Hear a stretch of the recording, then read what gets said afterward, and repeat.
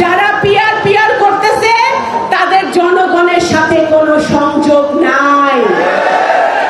আজকে নির্বাচনী এলাকায় যা আজকের প্রধান অতিথি আপনাদের আত্মার মানুষ, আপনাদের প্রত্যেকের সুখ দুঃখে উনি পাশে থাকে, উনি জানে আপনাদের সমস্যা কি, আপনাদের কি করতে হবে, আপনাদের উন্নয়নের জন্য কি প্রয়োজন উনি জানে।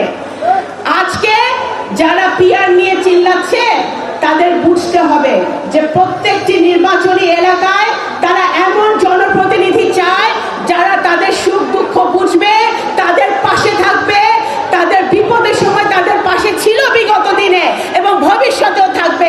সেই নিশ্চয়তা 17 কোটি মানুষ চায়, ভোটাররা চায়।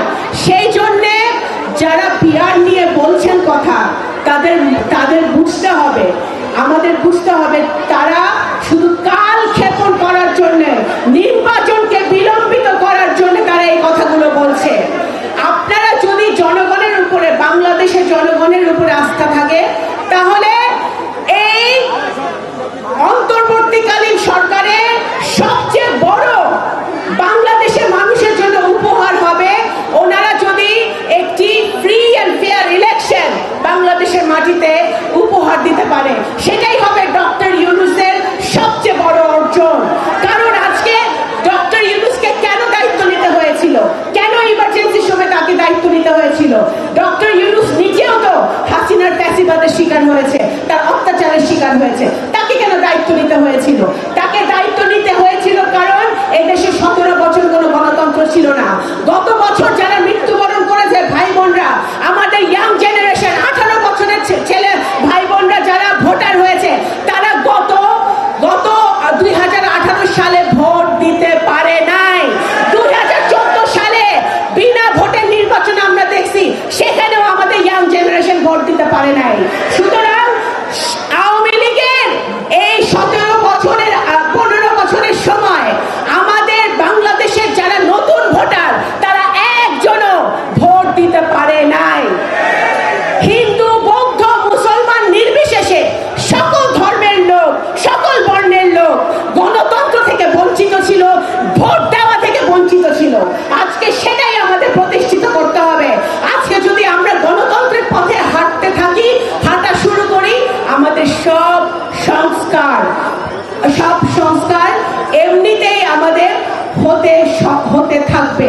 আমাদের একটি কথা মনে রাখতে হবে, শেখ হাসিনা খুবই পরিকল্পিতভাবে আওয়ামী লীগ প্রত্যেকটি গণতান্ত্রিক প্রতিষ্ঠানগুলো ধ্বংস করেছিল।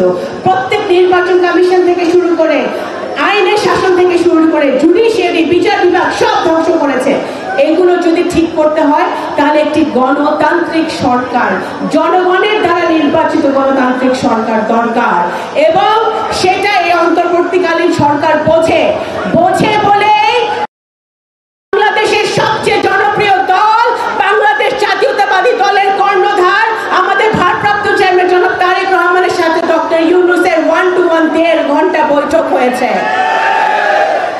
এটাতে আবার অনেকের গা জ্বলে গেছে, অনেকে অনেক কথা বলতেছে, কিন্তু মনে রাখতে হবে যেই দল এদেশে যতবার গণতন্ত্র ব্যাহত হয়েছে, যেই দল এদেশে যতবার মানুষ বিপদে পড়েছে, এই দলই বাংলাদেশ জাতীয়তাবাদী দল মানুষের পাশে এসে দাঁড়িয়েছে, দেশের বিপদে দেশের পাশে এসে দাঁড়িয়েছে। সেই দলের যিনি পরিচালনা করছেন তার সাথে ডক্টর ইউনূস বৈঠক করবে, এটাই সবচেয়ে স্বাভাবিক ব্যাপার, স্বাভাবিক ঘটনা। এরশাদ বিরোধী আন্দোলনে, স্বৈরাচার বিরোধী আন্দোলনে এই যে আমার মঞ্চে বসে আছে যারা আছেন, প্রত্যেকজন নেতা এরশাদ বিরোধী আন্দোলনে দেশনেত্রী বেগম খালেদা জিয়ার নেতৃত্বে ভূমিকা রেখেছেন। গণতন্ত্র প্রতিষ্ঠা করার জন্য, গণতন্ত্রের জন্য সংগ্রাম করার জন্য, স্বাধীনতা সার্বভৌমত্বের জন্য সংগ্রাম করার জন্য বিএনপি সবসময় অগ্রণী ভূমিকা পালন করেছে। একটি কথা আমি বলে শেষ করতে চাই, গত বছর যে ফ্যাসিবাদ বিরোধী ঐক্য নিয়ে আমরা দাঁড়িয়েছিলাম, গণতন্ত্রমুখী যে ঐক্য নিয়ে আমরা দাঁড়িয়েছিলাম, সে ঐক্য আমাদের যে কোনো মূল্যে ধরে রাখতে হবে।